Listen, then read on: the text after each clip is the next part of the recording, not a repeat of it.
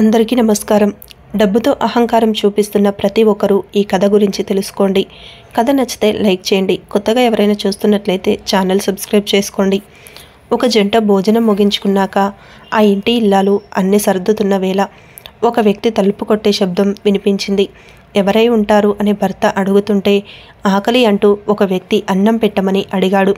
దానికి భార్య మిగిలిన కూర కాస్త అన్నం అతనికి పెట్టేస్తాను అంది. ఏమీ అవసరం లేదు, అవి అలాగే లోపల ఉంచి రేపటికి మనకే పనికి వస్తాయి అన్నాడు. ఇలా చిన్న చిన్న మనస్పర్ధలు పెరిగి పెద్దయ్యాయి. భార్యాభర్తలు ఇద్దరు విడాకులు తీసుకొని విడిపోయారు. అతడి పరిస్థితి తలకిందులైపోయింది. ఉద్యోగం పోయింది, అన్నం పెట్టేవారు లేరు. ఇలా అతను కటిక దరిద్రం అనుభవిస్తున్నాడు.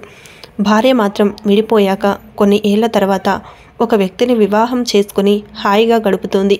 భర్తతో కలిసి భోజనానికి సిద్ధం అవుతున్న వేళ ఒక భిక్షగాడు ఆకలి అంటూ అన్నం పెట్టమంటే ఆ భర్త మొదట అతడికి పెట్టేసి తర్వాత మనం వండుకోవచ్చులే అన్నాడు.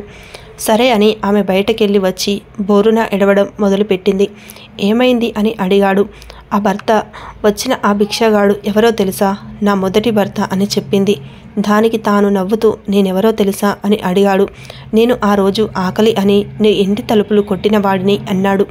జీవితం చాలా నేర్పిస్తుంది. నాకేంలే అని అనుకొని గర్వం చూపించగానే ఆ పొగరుని అణిచే రోజొకటి మన కోసం ఎదురు చూస్తూ ఉంటుంది. అహంకారం అసలు పనికిరాదు. జీవితం తలకిందులు అవ్వడానికి చాలా సమయం అయితే తీసుకోదు. ఎదుటి వ్యక్తి బాగుంటే చూడలేని వారిని నేను మాత్రమే బాగుండాలి అనుకున్న ప్రతి ఒక్కరి జీవితాలతోనూ దేవుడు ఏదో ఒక ఆట ఆడేసుకుంటూ ఉంటాడు. మనం చేసిన సహాయం లేదా అపకారం మనం మర్చిపోవచ్చేమో, కానీ కాలం కర్మ ఎప్పటికీ మర్చిపోవద్దు. ఏ సమయానికి ఏది ఇవ్వాలో అది ఖచ్చితంగా మనకి ఇచ్చే తీరుతుంది. ఈ కథ మీకు నచ్చితే like, share, subscribe to my channel. Thank you for watching.